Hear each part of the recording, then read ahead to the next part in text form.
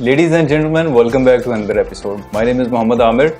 Today I'm here with you with another image. It's a studio look image, color grading, and we will be do something like black and white portrait. So before any further discussion, let's jump into Photoshop.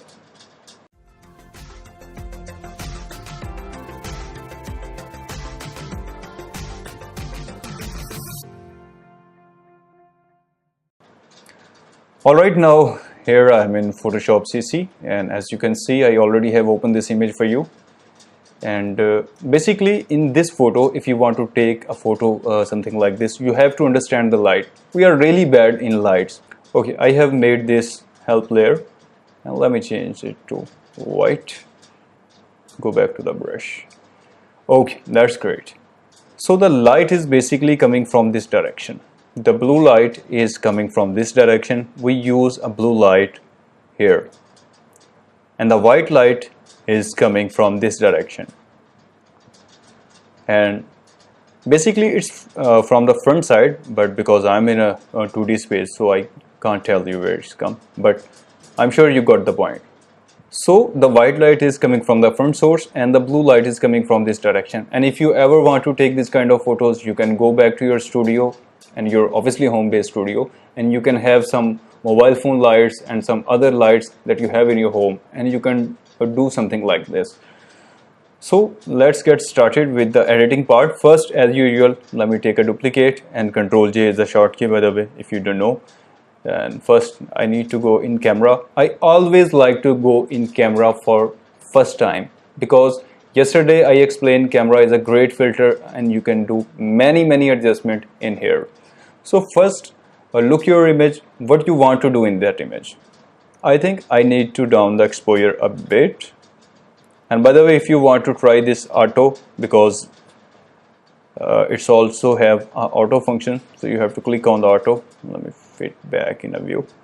So you can see here is the default and here is the auto, and just down exposure a bit. Yep, that's great. And highlights, obviously I have lots of highlights here, and I don't want to down too much because you see the effect on the skin. So maybe something around here. That's a pretty good balance, I think. And maybe I need to adjust a bit. There we go. That's a perfect one. And now let's play with the shadows, and I just want to bump the shadows a bit because I get some more detail from the hairs. And black, obviously I go with black a bit. Okay, and as usual I add clarity a bit. Okay, now we have done the settings, and let's hit OK.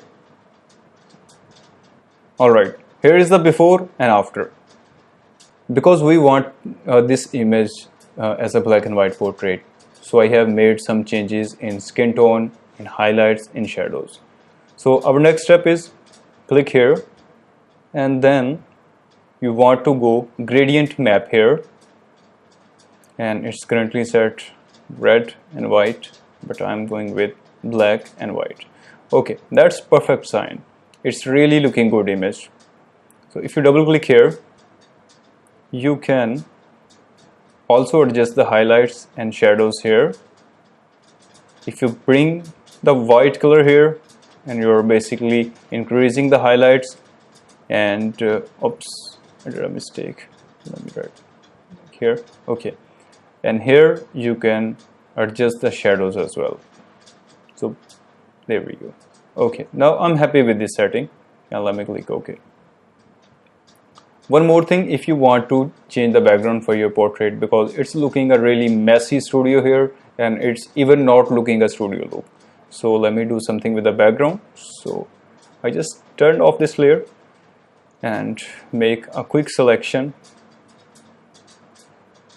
for the things that I want to be visible in my frame. That's great. I'm happy with this rough selection. So let me click here feather and add 0.8 and then hit OK. And then you have to click on the mask.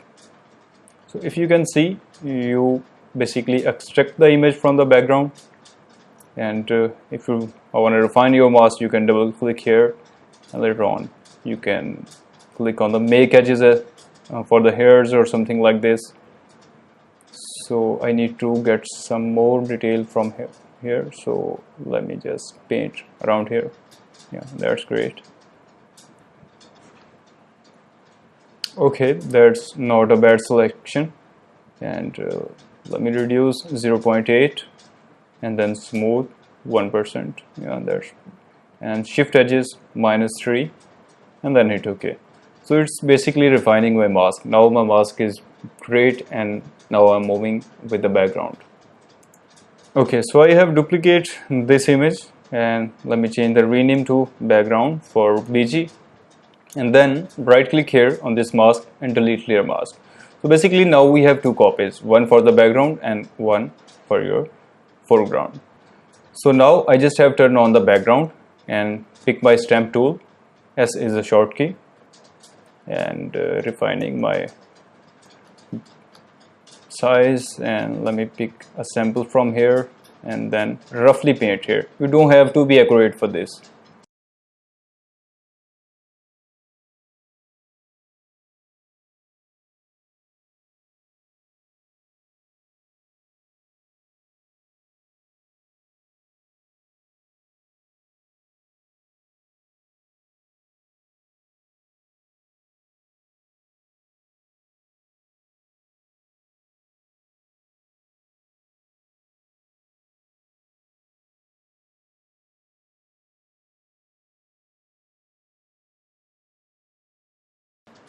Okay, that's great. We have done a job with our background, and now let me go to the filter and blur gallery and tilt.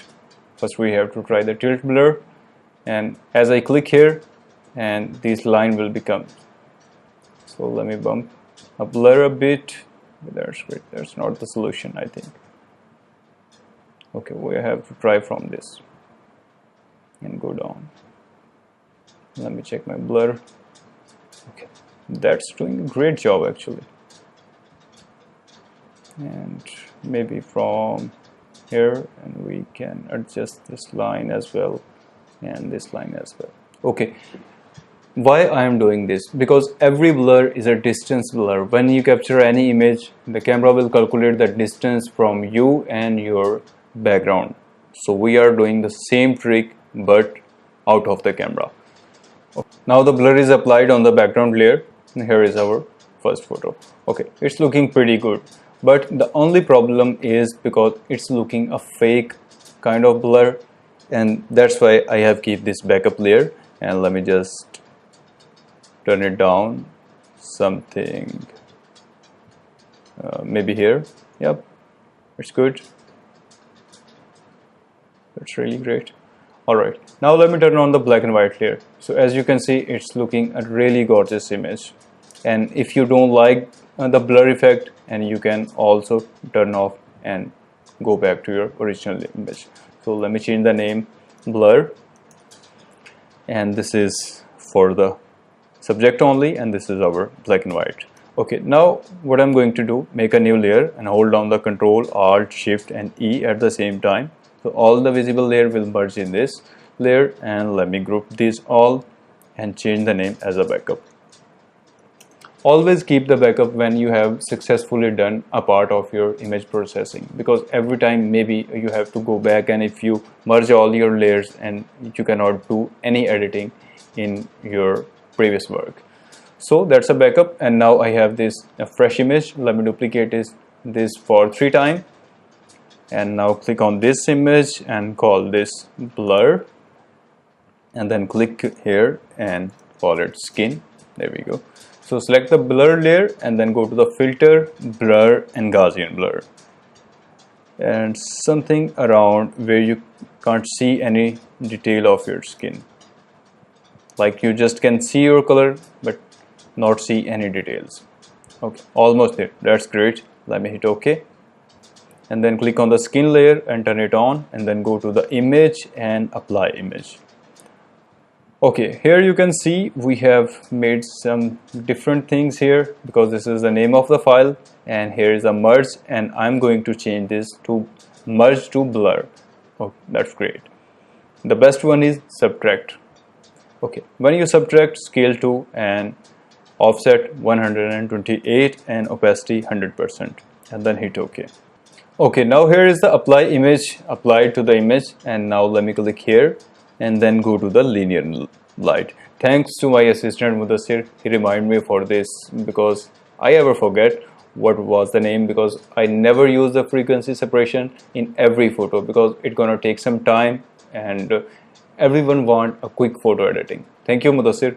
Alright, now back to the work, and here's the skin and here's the blur. Now what you have to do, come to this layer and make a new layer between blur, skin and hair, and let me call it skin, RE for the retouching, and then grab your brush tool and make sure your opacity is near like 40 and flow is something 10 or so, and then pick a color from here and paint roughly here.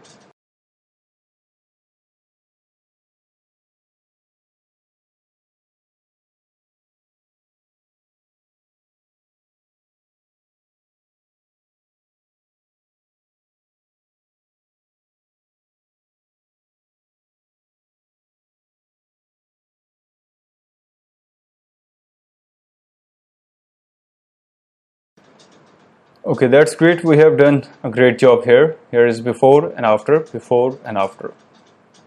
Okay, that's great. You can do on neck as well. You can do on hands and the other things later on, but I'm just going to show you how you can do this. And now we are on a skin tone, and here we can remove the noise and some pimples and some other things. And let me press the J, then select this area and drag it over there, and it's done a great job. But if you want to deliver your work as professional work, then I recommend you to watch my series of high-end beauty retouching.